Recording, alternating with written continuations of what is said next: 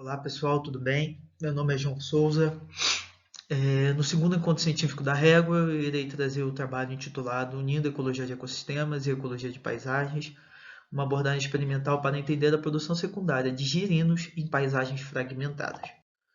Bom, o aumento da fragmentação e da perda de habitat tem provocado a redução da biodiversidade de espécies no mundo, assim alterando os processos ecossistêmicos naturais. Um dos efeitos da fragmentação é a transformação de áreas de floresta contínua em áreas fragmentadas dentro de uma matriz, como pastos e áreas cultivadas, que são áreas inóspitas para a maioria das espécies.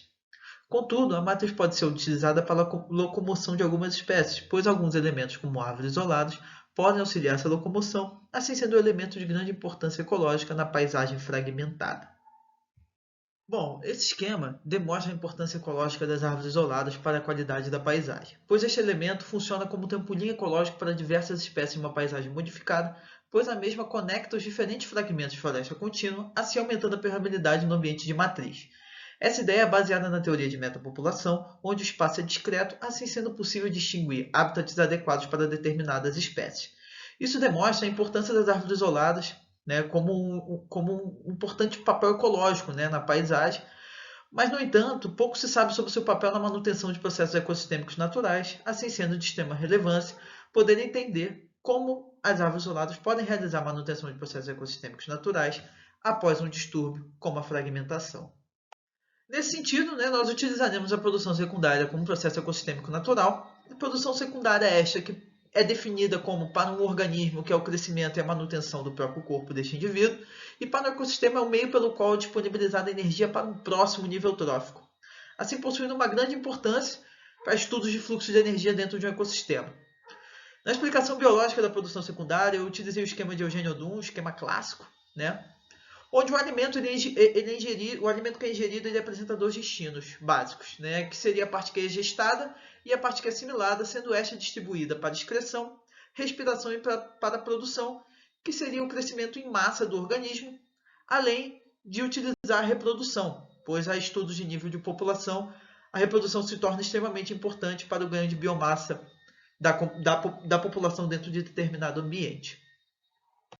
O nosso objeto de estudo será o táxon dos anusos, mais precisamente o grupo dos girinos, pois este grupo apresenta variações em suas demandas energéticas e sua anatomia corporal ao longo do desenvolvimento metamórfico.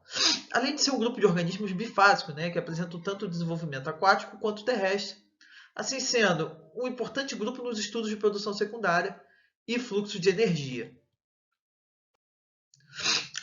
A finalidade do nosso estudo, né, é entender como a produção secundária de girinos é afetada pela fragmentação e qualidade da matriz no sistema experimental de poças, localizadas em três tipos de habitat. Poças ao lado da borda de floresta contínua, abaixo de árvore isolada e no meio do pasto aberto. Os objetivos específicos do nosso trabalho seria descrever as características das poças, né, incluindo a diversidade, que seria como características abióticas e bióticas, condutividade, temperatura, matéria orgânica. Calcular a produção secundária das diferentes espécies de girinos, né, dos girinos encontrados nas poças, nós vamos estimar essa produção secundária. Comparar essas taxas de produção secundária, né, que seriam em relação aos girinos encontrados nos três tratamentos, as espécies encontradas nos três tratamentos, e analisar essa relação entre diversidade de espécies de girinos e produção secundária. Bom, o presente estudo será confeccionado na Reserva Ecológica do Guapiaçu, na Régua, em Cachoeiras de Macacu, sendo um local de Mata Atlântica. Nós utilizaremos uma análise experimental de 12 poças artificiais já existentes e padronizadas, localizadas em três tipos de habitats, ditos anteriormente, né, onde o primeiro é localizado próximo à borda de floresta contínua, o segundo abaixo de árvore isolada e o terceiro localizado no meio do pasto aberto. As poças artificiais elas foram construídas em abril de 2016, possuindo 3 metros de comprimento, 2,5 metros de largura e meio metro de profundidade e uma lona plástica para acúmulo da água da chuva. Na metodologia de coleta, as características ecológicas das poças, como temperatura, matéria orgânica e condutividade, foram coletadas utilizando sondas multiparamétricas, sensores de luz e temperatura, condutivímetro e peneiras, por exemplo. Além disso, a análise de concentração de nutrientes de amônio, fosfato e nitrato já foi realizada e será feita a análise, né, nas próximas etapas do estudo, lembrando que o estudo já está em desenvolvimento. A análise de produção secundária das diferentes espécies de girinos será estimada utilizando o método de Size Frequency, onde já realizamos coletas ao longo de uma estação reprodutiva utilizando um pulsar, né, numa busca manual. Neste método, nós definimos, né, um tempo de 3 minutos para cada passada, sendo 3 passadas o número mínimo de passadas realizadas dentro de cada poça. Caso o número de girinos não diminua, nós iremos utilizar até a 6ª passada, pois há necessidade que o número de girinos diminua pelo menos 2 vezes seguidas para estimativas de biomassa.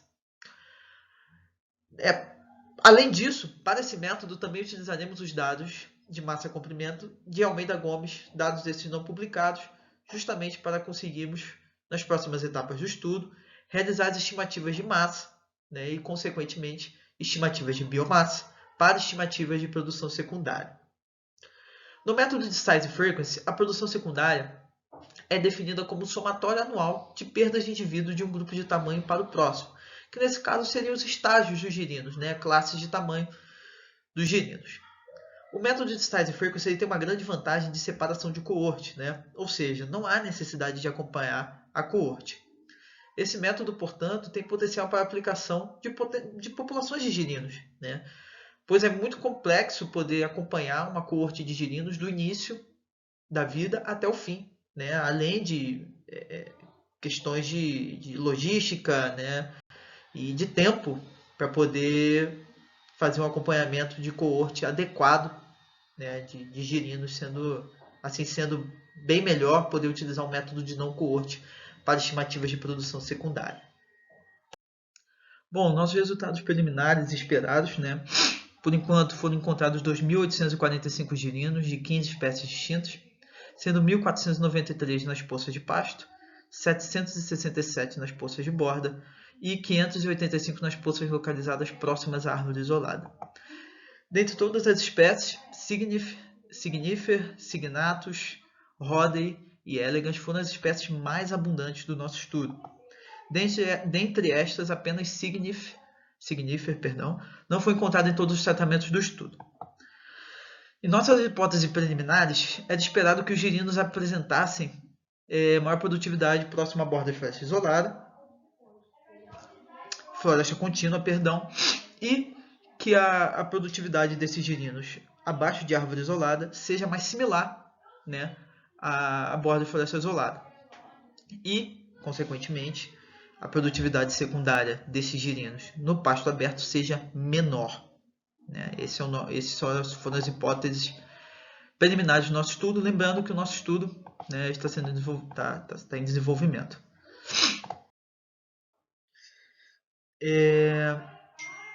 Nós também esperamos que poças próximas à borda de floresta contínua e árvore isolada apresentem características similares de temperatura e qualidade de alimento.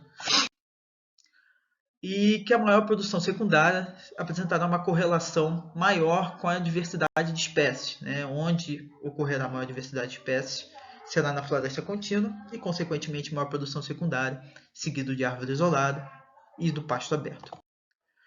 A justificativa para o nosso trabalho é que mudanças ambientais, entender como mudanças ambientais que são realizadas após eventos de fragmentação influenciam, né, nos processos ecossistêmicos naturais e, consequentemente, a importância das árvores isoladas para a manutenção dos mesmos. Né? Isso é de extrema relevância. Além de existirem poucos estudos sobre produção secundária em ambientes tropicais, né, consequentemente, não existirem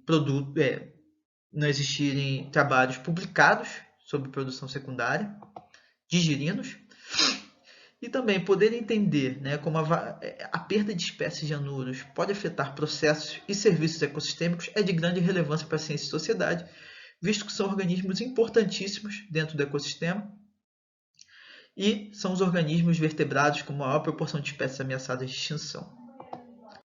Bom, gostaria de agradecer à Unirio, ao PPG-Bio, né, o meu programa de pós, à FAPERJ, à CAPES e ao FUNBio por todo apoio, né, institucional e financeiro que eles me deram até os dias atuais. Muito obrigado.